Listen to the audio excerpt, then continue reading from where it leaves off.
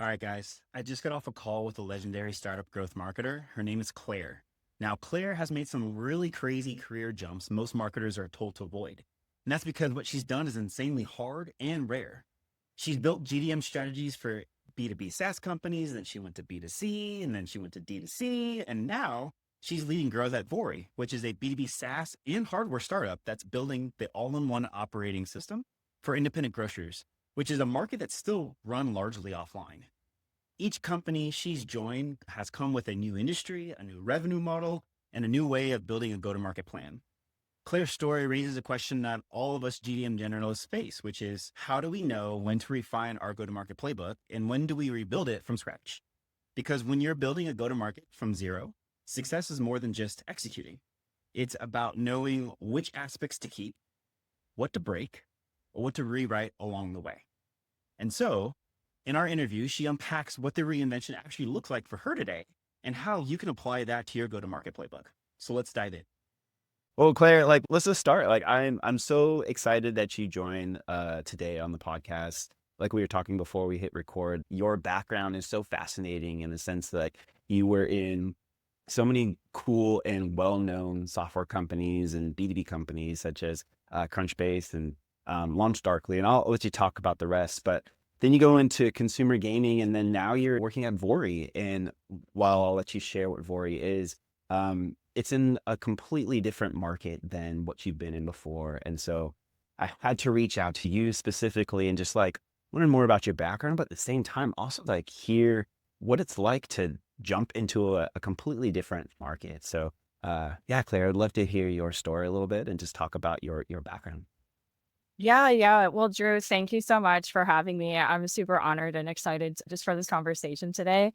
And yes, I will say that my background is not normal within kind of the marketing space. And because I went to Roblox and then from that was kind of more within the gaming space. And then now I'm at Vori in a completely different space for independent grocers. But even before Roblox, every single move that I've made has always been into a different vertical. So it was never my intention, but somehow that's how I've built my career. And at this point, Vori is going to be the fourth growth marketing team that I have started. So we'll kind of get into all of that as well. But to be honest, I just love learning and I love learning about different verticals, different industries. And I would say the common thread that brings it all together is that every single industry needs to grow. Every startup needs to figure out what is a predictable path to be able to drive more revenue and customers. And so then each company I've been at, it's been a new puzzle, a new challenge. Sometimes I think I'm a bit of a masochist, but it's also fun. I don't know. But yeah, it's interesting because now that I'm going into my 13th year as a growth marketer, and it's interesting seeing how different people's backgrounds line up because there's some people where they're so expert within gaming, or especially at where we have people that really come up from the grocery industry. And so they really have that grocery DNA within just their perspective and experience. And so I'm a bit more of kind of jack of all trades, have a perspective across many different industries. Yeah. That's so cool. I love that. I also have gone through gaming and then also e-com and now just looking at other different avenues of software. And I've never made the jump to B2C. And typically I've heard it's really difficult to go from B2C back to B2B or vice versa. How has that been for you? I mean, now Roblox was your last company that you were at. And now being back to a B2B company, what was kind of the experience for you in that transition? It's a great question. So I have kind of flip-flopped between B2C and B2B and sometimes D2C multiple times in my career. So my first kind of what I think of my head real grown-up marketing job was at an agency where we were marketing a Master's of Education program. And so that was all kind of more B2C. But then from there, ended up going to a public company, 8x8, very heavy in the B2B voice over IP telecommunication space. And so I think because very early on in my career, I was able to have both of those experiences, I was able to kind of learn what the funnel looks like in each of those environments, because to your point, they're very, very different. Within kind of B2C, D2C type environment, marketing is the primary driver of revenue. So there isn't necessarily a sales team. You might have a partnerships team that is working on things that, at a higher level, but on the day-to-day, revenue is really tied to marketing. But then within a B2B environment, you have typically a very organized, formal sales team. And so being able to understand how to work with the sales team, what they're looking for, what is marketing's responsibility, how are you tracking performance, making sure that you have alignment with the sales team. It's a completely different skill set, in my opinion. I think marketers can absolutely do both. By no means do I think that, I'm, have the superpower or whatever. But I think just because in my early experience, I was kind of forced to learn kind of both sides of those business models, it just kind of stuck with me. So I will say though, once I was like, okay, I'm excited about Vori and I'm going to join the startup now. There are a couple things, you need to just kind of brush up on, look back on the notes, and just outside of B2B or B2C, as you know, marketing is always changing. It's always evolving. And so just being able to tap into a network of amazing people that I've met over the years in these different environments. And I'm like, hey, what's the latest with, CRM stuff, or what enrichment tools are working well for you? Or, this worked for me a couple of years ago, but I know a lot in the marketing world, like that's a lifetime. And so does that kind of still hold true today? And so I feel like being able to lean on those relationships has helped made the transition smoother back into the B2B side than I might have been anticipating. Other things are still challenging for sure. But I do, I feel like there's fun components of kind of both sides of those business models. Yeah. Awesome. And correct me if I'm wrong, but like you've also seen all different types of stages, like startups, pre-seed, Series A, all the way, I think Series D, E, G, something like that, or? Yeah. So, just because I love working across different verticals, it's also been across pretty much any stage of company.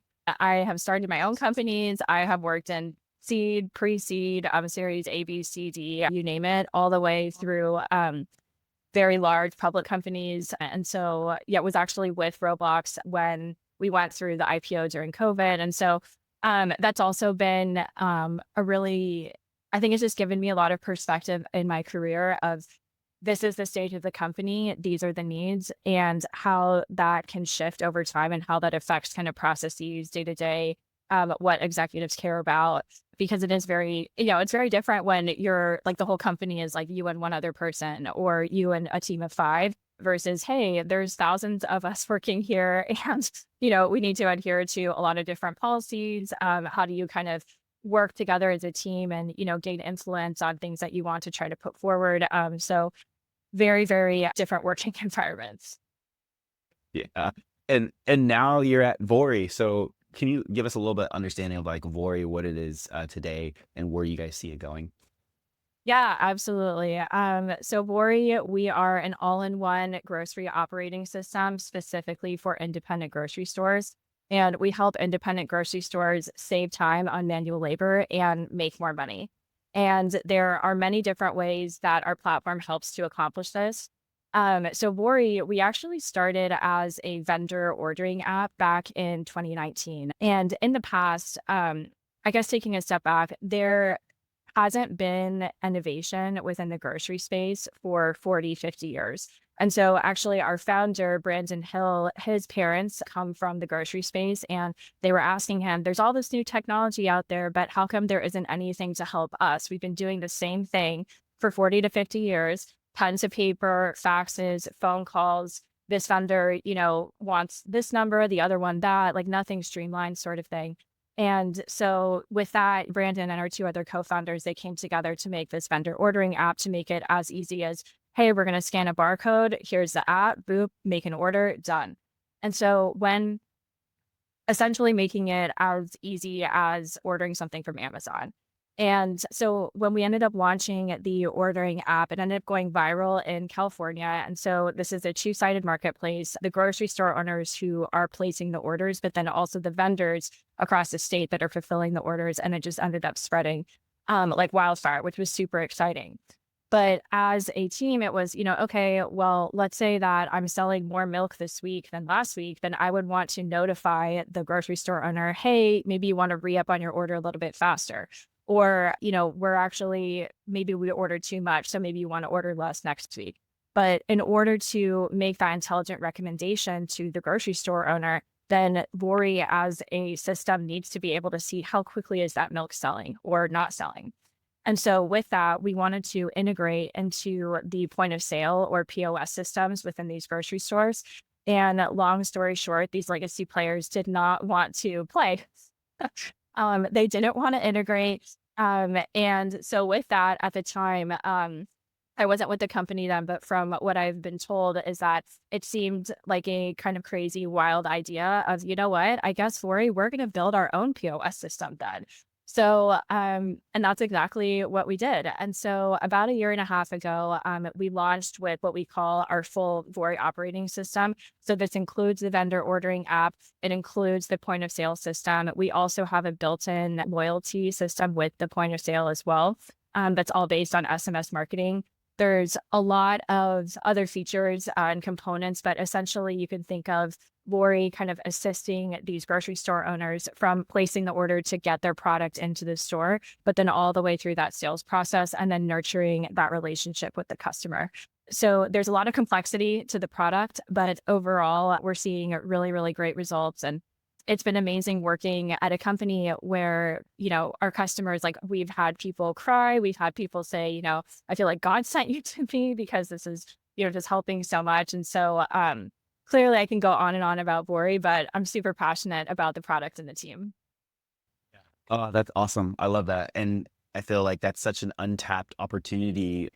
If you are in B2B and software, it's just so easy to think like everyone just knows software. And not that independent grocers don't know software. It sounds like a lot of aspects of their business that could just really leverage stuff that we take for granted here. And coming from e-commerce, like inventory management, merchandising, like that is just like what Shopify is, being in the Shopify space for the past 6-7 years. And so when I learned about Vori, I was like, wow, you guys are kind of like the Shopify of grocery. So that's just so cool to see. But the crazy thing that I want to learn more about too is you coming from your software side and demand gen and building growth campaigns and running paid media campaigns, stuff like that. That's table stakes in software. But when I think about independent grocers who are most likely probably not on email all the time, they're probably, talking with customers, they're not looking on LinkedIn. Like what does growth look like at Vori before you came in? And like, how has that changed your view of growth with the type of customer that you're catering to now? It's a really, really good question and insight because you are absolutely right that these independent grocers, they are not really on their email. They are not really on LinkedIn. And the ones who are, that is the minority for the people that we're really trying to target. And so what does growth look like at Vori? We are a B2B product. It is, a product that we're ultimately going after SMB business owners. But we need to market to them in more of a B2C or D2C way. And so I never really thought about this before, but I think because I have had such a varied experience in my marketing background, the first thing was, okay, let's build a nurture track, right? Like if we're going to drive leads into the system, then we want to make sure that we're not doing not having any sort of leaky buckets. And that was kind of a playbook that I had run at multiple companies before, and especially kind of in this B2B space. But one of the things that I very quickly realized was, oh, wow, we have like not many email addresses. And the ones that we do have, they're a lot of Yahoo accounts or Hotmail accounts or Gmail accounts. So not that those are bad, but I was like, oh, okay, this is pretty different from what I'm used to when you think about nurture. And so anyway, taking a look at, this is kind of what the emails look like within our database. That was part one. And then part two, just talking to our sales team, talking to our customer implementation team. And they were like, yeah, these people don't check their email. So I was like, okay, sounds good. We're course correct then. And so when I first started, we essentially didn't have an inbound funnel. We had the website. There was a little bit of traction that we were getting there, but maybe like, and this would be generous, 6 leads a week. And that's not even talking about quality.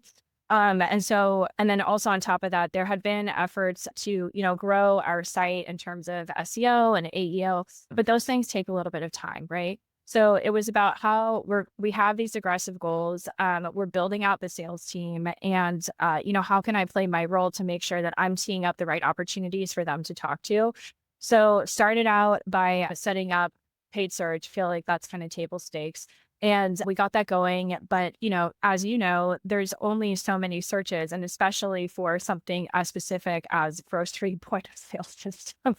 And so if anybody is curious about that, the volume there is pretty low. And so, we obviously need to be set up there to capture those people. But it's not going to be the volume driver. So the next thing that just set out to do was, okay, you know what? Let's look at LinkedIn. So set up some preliminary LinkedIn campaigns, total failure. Like we weren't getting anything. It was really expensive. And I was like, okay, I guess these grocery people aren't on LinkedIn either. So I guess, you know what, we're going to try Meta.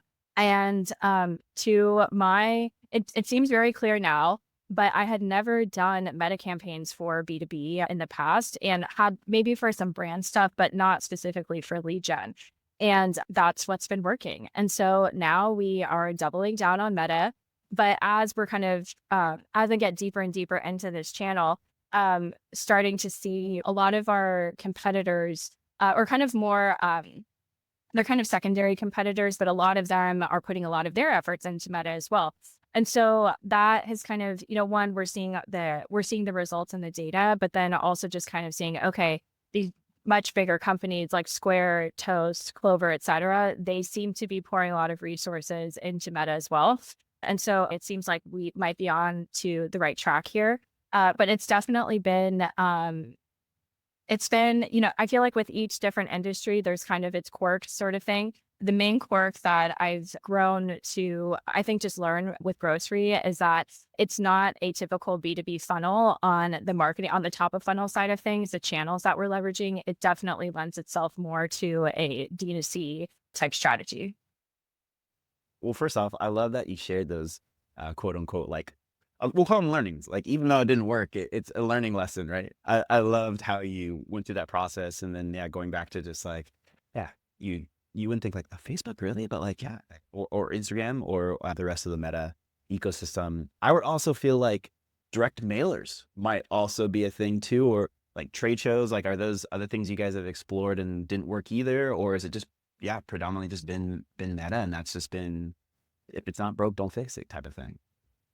Yeah, so you are definitely onto something, because direct mail is really, really important to us, as well as events. So starting with direct mail, I was thinking, okay, people aren't checking their email, but they're going to, like, they're at the store, or if they're not, their team is. And if we address something to them, what is our conversion rate going to be compared to, a direct mail going to for a standard B2B flow? Like, maybe for account-based marketing, but just a little flyer, do too much.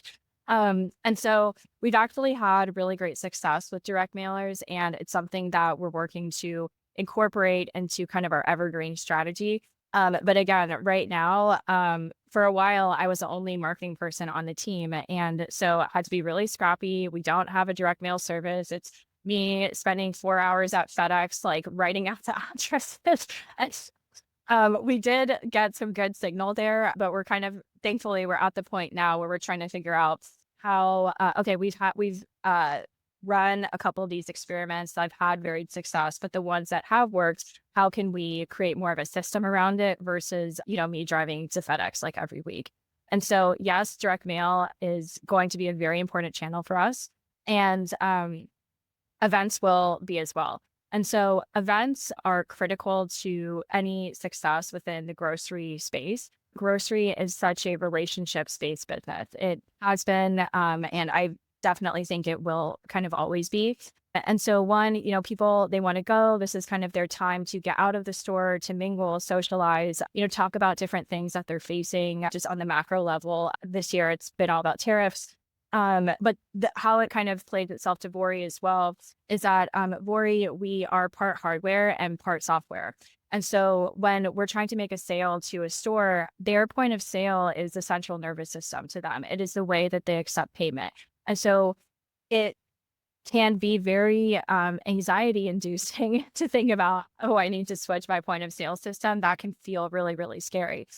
So just kind of getting into their mindset, there's that they want to touch it, they want to feel it, they want to like, is this a real product? Versus with kind of SaaS products, you might be able to do a demo just over Zoom, kind of like what we're doing right now. And then you see the value and then you're closing it. We do have some deals that close that way, but the vast majority of our customers, they want to touch and feel the product. And so one of the other ways that Vori differentiates ourselves in the market is that our hardware, it's much sleeker. It looks more modern. It's not clunky. It doesn't have all these wires compared to a lot of the legacy system. And so when we show up to these trade shows and then people are kind of walking by, they see, sometimes they'll catch on like, oh, this is a POS. And they're like, oh, I don't want to talk to you. And I'm like, oh, but when they come over, they're like, oh, this looks really good. And then they see the UI and it's just much more simple. And they think, oh, this actually looks easy to use. Like trading my staff will be easy. And so going to events, it is critical to our success. And I'm very happy about, we just hired our first events marketing manager. So shout out to Chanel if you ever watched this. But I'm really, really excited that she's joined the team to just completely flesh out our event strategy. That's awesome. And that also makes sense. If something is like the backbone of the company in terms of how they run and take payment, like, yeah, any like inkling of like changing it, I would feel there's a lot of hesitancy there. And so the ability to touch and feel it probably makes more sense than the standard software demo that gets done on so many Zoom calls every day. But I think I noticed something on your guys' website, and you correct me if I'm interpreting it wrong, or maybe it's something new you're testing out. But when I wanted to go like check out a demo, you gave me this offering of the different types of stores I could go to. And then that could be, to me, it kind of felt like an Airbnb experience. It's like, oh, you want to see our software live in action? Go check out a store that currently already has our software. And then you could go meet them and like they can walk you through it. So you're kind of using maybe your customers to evangelize the product for you. Am I completely off base here? Because I saw that and I was like, oh, that's a cool way to drive interest and potentially new leads for the company. Yeah, so we call them store tours, and it's really, really important within our sales process. And we have a very, very high close rate after a prospect has gone to a store that has Vori fully implemented, and they just want to see how it's working. So going back to the fact that grocery is very relationships based and that they want to see it, they want to talk to other independent grocers. And even within that, because as you were alluding to on the website, there's different types of stores. They want to see stores that resonate with them. This store feels like my store. So is it more of a natural organic store? Is it more of a conventional store? Is it an ethnic food store? How many lanes does it have? And so there's a lot of different variables that go into independent grocery stores. But for that reason, we want to be able to offer the customers that we do have and say, hey, like this one is, it's in your area. If you want to just drive by on your own and check it out, or if you would like to go with us, one of our salespeople or, one of our product people, someone from the company is more than happy to go there, introduce you to that customer, kind of let you guys, we'll back off. You guys can talk without us, so you can get to know like the real story of anything. But again, it's just the power of those customer testimonials, customer marketing, which I feel like is absolutely relevant across any industry. But the way that it works within our space, it's human to human. It's going into the store, they see it. It's like, oh, it's working. How quickly are they able to ring things up? Like, is the system failing? And all that kind of stuff. And seeing it work in real life is what helps alleviate some of that anxiety of, oh, like people have made this change and it's actually working a lot better and the customers really like it. And I think the other thing that I haven't really mentioned about Vori so far is that, yes, we are this POS system, but the legacy systems, they're there to help you accept payment. But the thing is, because we are kind of soup to nuts from the vendor ordering all the way to the actual sale of the product, there's so many efficiencies that, or so many inefficiencies, I guess, that Vori is addressing along the way that helps them track their margins better, that helps them sell more products because they're developing a loyalty program with their customers. That so they're just it actually is it's you're able to accept the payment, but you're actually making more money on both sides because your margin is better protected, but then you're also selling more products versus just, hey, this is a POS system that is here to help you accept payment. The way you talk about it, and you've only been, I think, at the company for 7 months now. Like the way you talk about it sounds like you've been there for at least over a year and a half, 2 years. Let's go back to like, you talked about your love for learning.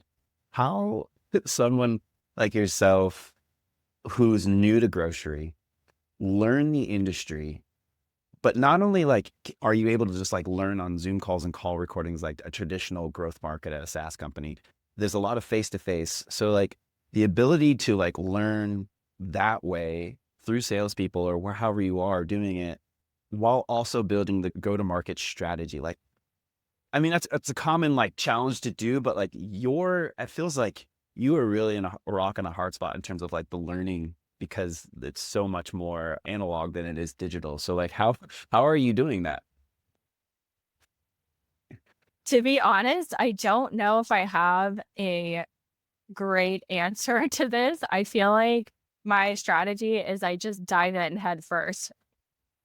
And so, but I guess, how have I done that? How have I approached this? It's just talking to as many people as possible. So talking to everybody internally, talking to as many customers as possible as well. One of the first projects that I had at Vori, it was a customer testimonial video, my first week. And I remember being kind of nervous because to your point, I was like, I'm still learning this vertical. Like, I don't know, da, da, da. But then I feel like you just get out of your own way or get out of my own way and then just realize that this is just another person. They're trying to do the best that they can. They're also learning, like they're learning about Vori as well. And there's things that, I can maybe help them with too. I feel like we're all so specialized and we all have things to kind of share and exchange with each other.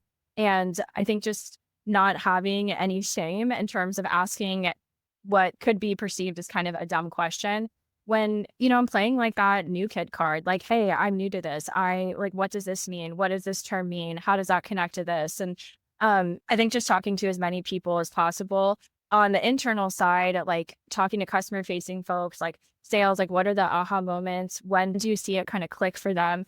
What are the main objections that you're hearing? But then also talking to our customer support. And it's like, okay, once we do get customers, are there things that they're struggling with? What do they really love? I think immersing yourself within an environment. And I feel like this is so cliche, but it just does feel like things kind of diffuse. You're in this, you're hearing a lot of repetition, or you're hearing the same themes and stories, but articulated in slightly different ways. And I don't know, somehow it's starting to stick in here. No, I love that. I feel like, yeah, for me, I feel like I take longer than the average person to just like soak in everything and then just let it marinate for a while. And then one day, just like I start saying words like the customer says, I'm like, oh, well, okay, I think I'm starting to get the hang of it. So I feel like there's always that pressure though, right? Because you've seen the full gamut of companies at different stages and being brought in, and you have to manage the short-term wins with the long-term investments while you're still learning. And what you said earlier is that so many marketers have been specialists within a specific industry, whether it's productivity, whether it's fintech.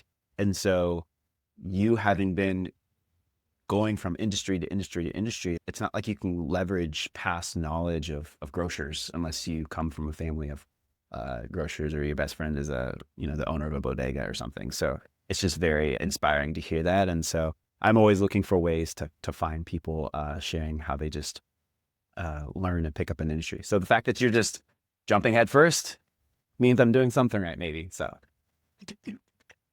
I mean, just to put a point on that, you said all of a sudden, I've been marinating and then the customer says, it's like, yeah, like I just jump into the marinade and here I am. Well, on that note, every growth marketer, every head of marketing at a startup, like they are pressured with what are going to be the put points on the board, the short-term investments, as well as like, how do we make sure that we're investing in long-term bets that are going to pay off? Because you guys have some pretty, I was looking at your website, I think in the career section, you guys have some very aspirational, not to say that they're impossible, I think they are, but aspirational growth goals for, I think, the next 12 months, like 10xing revenue. Coming into something like that and learning with the analog industry that you're in with independent grocery owners, like how do you navigate that like what's a short term for you? And like what are some of those long-term things you think are going to be paying off that you're kind of betting on right now? Yeah, absolutely. So we do have very aspirational goals, and we're really excited for the day when we can celebrate hitting them. But to your point, it can be overwhelming at times because they are really big goals, and you look at the mountain ahead, and it's like, all right, we're going to tackle this. But I think the way that I remain focused is the way that you get anything done, the way that you go anywhere is just literally one step at a time. But it's, like we got to go in the right direction, right? So speaking of kind of short term versus long term, kind of going back to what I was saying, when I first started, we didn't really have an inbound motion. There weren't a lot of leads that were coming to us. And we also didn't really have like an outbound digital motion going as well. So the first thing was, okay, yes, we want to, 10x our revenue. But what are we doing this quarter? What does the sales team need this month, like tomorrow, this week? And so really trying to break it down into the most immediate need for the current moments. And the first thing that I noticed was, okay, well, we need to increase the lead volume. How are we going to do that? Okay, let's try out these different channels, experiment here, that. But I think another thing that when you have to think about how to achieve these short-term goals, a big part of it is what are your non-goals? Because there's a lot of things that need to get done that should be getting done, but ultimately it's not going to happen because you're a very small team, you have limited resources, and making those trade-offs can sometimes be challenging. And so I can speak to one specific example. Right now, we run on HubSpot for both our marketing automation as well as our CRM. And I'm a huge data nerd. Like I love looking at the data, being able to just dissect, okay, this seems where we have a potential opportunity for, improvement. But when I joined our entire CRM, it wasn't set up in a great way. And so looking at that, I was like, okay, well, we don't really have historical data for me to essentially rely on. So we're just going to kind of fly blind, based off of kind of our expertise as a business and build kind of the backlog of this historical data. We need to start doing that now. But in order to do that, there was a part of me that I wanted to just spend a ton of time fixing all the things within our HubSpot account. Okay, I want to have better lead scoring. I want to implement XYZ things, like why is this life cycle stage being set? Like all this, why are, routing is messed up. Basically, like all the things that you would want that we're paying HubSpot to do. It's like we're either not using it or we're using it in a very not helpful way. And I wanted to spend all my time on that because ultimately, like my background is in demand gen, but I've also been the person to kind of stand up marketing ops until we can get to a point where we can have dedicated headcount there. But at the end of the day, if I just focus on that and I make this like beautiful system, every, I is dotted, T is crossed, and we have this perfect HubSpot instance, but we still don't have any leads, like that is not helping the business. And so for the first couple of months, it was kind of this known issue that, hey, we're going to do our best to drive things into our top of funnel, which ultimately is going to land within HubSpot, which is a known mess. And are we okay with that?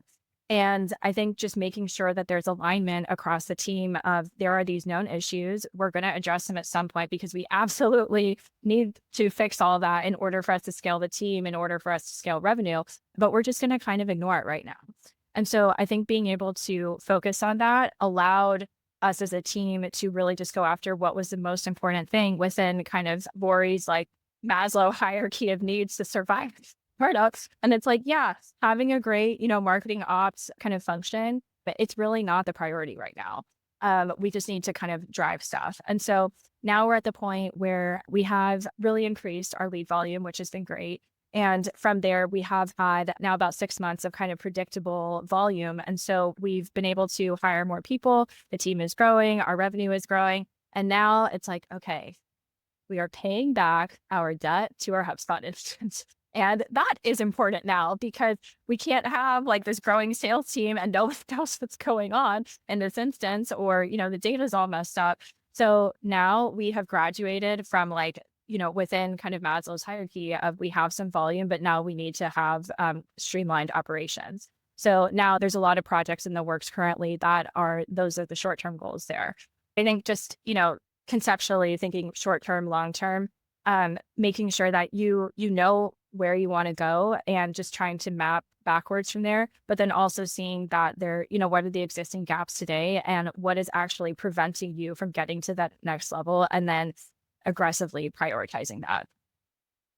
Wow. I feel like that would be such a hard thing to put to the side for now, which is like if HubSpot's not optimized in the way you'd like it, like it's hard to just navigate in there especially if you get a lead, it's like, okay, how do I work the lead? I think that I'd get lost in the sauce with that. So hats off to you guys to be able to prioritize other things above that. So it sounds like going to the sales route, were there a lot of like short-term priorities around enabling the sales team with certain things? Like I know especially I know you guys are getting ready to hire a product marketer, or you guys are looking for a product marketer.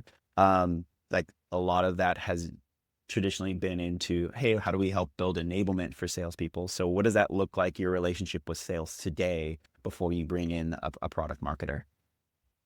Yeah, so I am very excited to say that we have hired a product marketer. So again, shout out Jesse, if you've ever watched this. I am so excited for you to start in a couple of weeks. But this has been a critical role that we've been looking for a long time. So I'm really, really excited that Jesse is joining Vori to kind of what you're saying, help own all the things product marketing, but especially on the enablement side.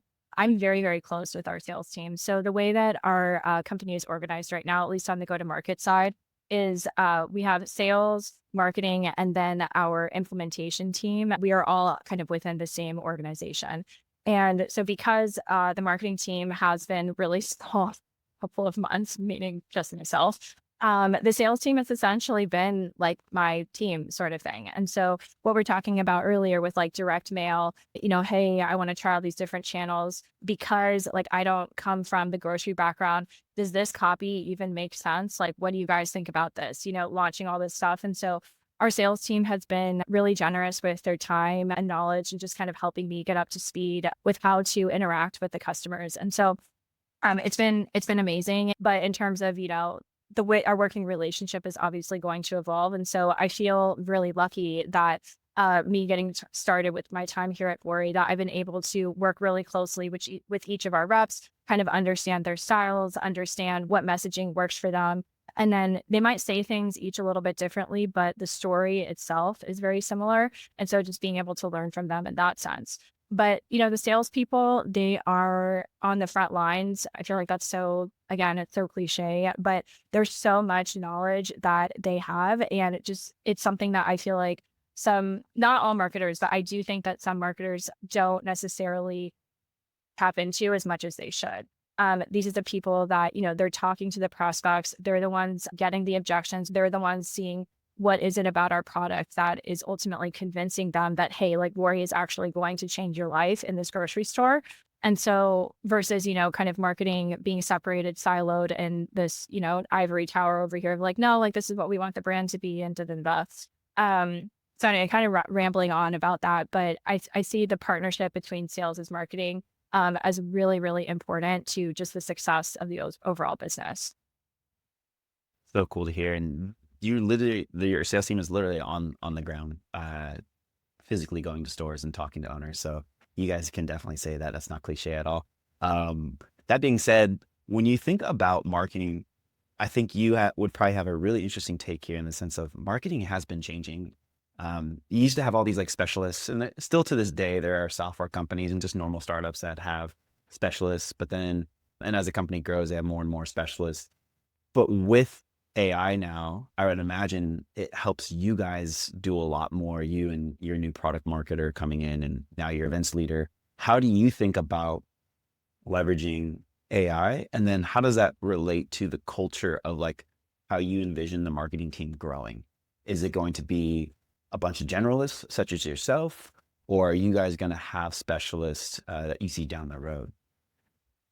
Yeah, we are definitely at a crossroads. I feel like within the time to be a marketer, and we're at the point where you can't ignore AI. I feel like the last couple of years it was sort of this thing, kind of buzzwordy. But now that there's so many tangible applications of AI, especially within kind of the content development side of things, research side of things, and then also just, a shift in consumer behavior. Like, I feel like we could talk for 2 hours. It's like such an interesting topic. But where I would like to start is that I think, especially on growth marketing, demand gen, performance marketing, I feel like it's called different things at different companies, but AI has been a part of our workflow for a very long time without, I think, a lot of people, other kind of facets of marketing realizing this because if I'm going to go out and set up a, Google, like for example, at Roblox, one of our main channels was Google UAC. It's now called Google AC app campaigns, but that's AI. Within, Meta, like all these algorithms now, Advantage Plus, et cetera, that's also AI and ML. And so there's been a shift over, I don't know when this all started, but like many, many years of within the performance side of how the campaigns are being operated on the back end of, kind of all the major advertising companies. They've been leveraging AI for a long time. And there's been before, it was like, oh, how do you craft the perfect audience or, all that kind of stuff. And now it's usually, not all the time, but usually if you give a little bit of direction to these algorithms, then they know what to do. And that's like the power of AI. And so it's interesting to see now how AI has just really exploded in terms of content creation, being able to do competitive research so much faster. There's just so many applications of this. And so I would say the way that we're leveraging at Vori today is within our paid marketing campaigns. It's kind of baked in, but we're leveraging it I've been leveraging it, to help kind of draft certain things. It's just so much faster. And I will say that I think there's still room for improvement within just kind of certain brand voice and things like that. So, hey, here's a quick draft of something, but then we'll kind of come back through, make sure that it still feels like a message that is going to really align like with our ICP. But that's really helped us draft things faster. Another thing too is looking at our competitors. And so, what are they posting on social or what kind of copy are they doing? And it's all things that anybody would be able to do on their own, but it just makes it so much faster. And so what we were talking about earlier about, short term, long term, being able to prioritize, I think now it's understanding, okay, here are all the things. And if I'm going to put it into a RICE framework, like now the effort on certain things, it's just way less, which is amazing. And so going to the last part of your question of, how does this impact how we think about building out the team? I think that marketing teams each person needs to almost be an AI generalist. But I do think that if you have specific experience in a certain category, I still think that's extremely valuable. So for example, like I have one of my really good friends that I started a website with like a few years ago. Her background is really deep in SEO. And so now kind of her focus has been specifically on more on AEO and how can these companies be able to take advantage of the changing landscape, but specifically from like a search intent-based view. And so I think it's just how can we build upon our existing experience, but then kind of taking in the way that AI can kind of help in all these different areas. That's super fascinating. And to your point, because you've seen at kind of every stage of a company, I feel like you kind of have a leg up in helping craft and define the culture of how the marketing team sets up just how you guys are using AI. Because I think there's a lot of leaders out there right now that are like, just go like I remember like reading recently, there was these managers who were just saying like, go create content or go use AI to go do these things. And they would come back and they would be spending more time proofreading or just like saying this does not align to any of our brand guidelines. It just kind of slop. And so they're spending more time managing the mess up of that. Not that that's a wrong thing. It's just like no one's creating structure of like, hey, here's how you actually need to give context here's the things you need to share in a project and go that way. So the education and leadership of training your marketing team on how to use it, I think is going to be massive for a lot of marketing leaders such as yourself. So super fascinating. But Klaire, this has been so awesome. I feel like, yeah, you said you could go on for days for some of the other elements of our topics, but I feel like someone such as a rare unicorn as yourself, seeing kind of like the whole gamut and looking at all the different types of skills you've had to learn as a marketer and being a generalist, where do you feel like people should be investing their time right now? Like, I feel like it used to be a T-shaped mentality of like, go really deep on one aspect, kind of have a broad swath of other things. I've also heard like have like a pie shape where it's like you go deep on one and then like you're also secondly proficient in another one. Like, what do you feel like is a philosophy or framework to have with now the entrance of AI and just being a GDM generalist at the next startups out there? Yeah, so I think with this new landscape that we have with AI, it's just raising the table stakes of what a marketer should be able to do with kind of, in my view, especially on the content creation side. I feel like there's the again, another cliche marketing thing, but the democratization of content creation, and that it's now going to be an expectation of every single quote unquote marketer to be able to create really beautiful visuals that are on brand, that are going to be highly converting, versus before that might be, okay, we have a designer for that, or, we have an agency for that. And so I feel like if you are not versed in how to kind of use these tools, that I would highly recommend, just playing around with some stuff in your free time, maybe make like a fake brand or something, because the thing is, there is definitely going to be an expectation that you should be able to do that. Same as, before, like, oh, you should be able to use Google Sheets or, PowerPoint or whatever. It's just another skill set that I think is going to become expected. Well, Klaire, thank you so much for joining. I got a bunch of nuggets here that I'm going to be putting into a follow-up here, but just thank you so much for your time. And where can people like follow you or connect with you? What do you use these days? Is it Twitter? Is it X? What's the thing? Yeah, no, Drew, thank you so much for having me. This has been really, really fun. And anybody can find me on LinkedIn. My name is Klaire Corver. I am not the most active on LinkedIn, but you can definitely connect with me there. And I love having these types of conversations. Well, I mean, why should you be on LinkedIn if all your target customers are not on LinkedIn? I mean, you should be face to face. So maybe they can find you at the next grocery event in the conference. Exactly. We'll go to grocery stores. I'll teach you all about POS systems. We'll get some cool snacks. So yeah, ready for the next go to market grocery event. Love it, Klaire. Love it.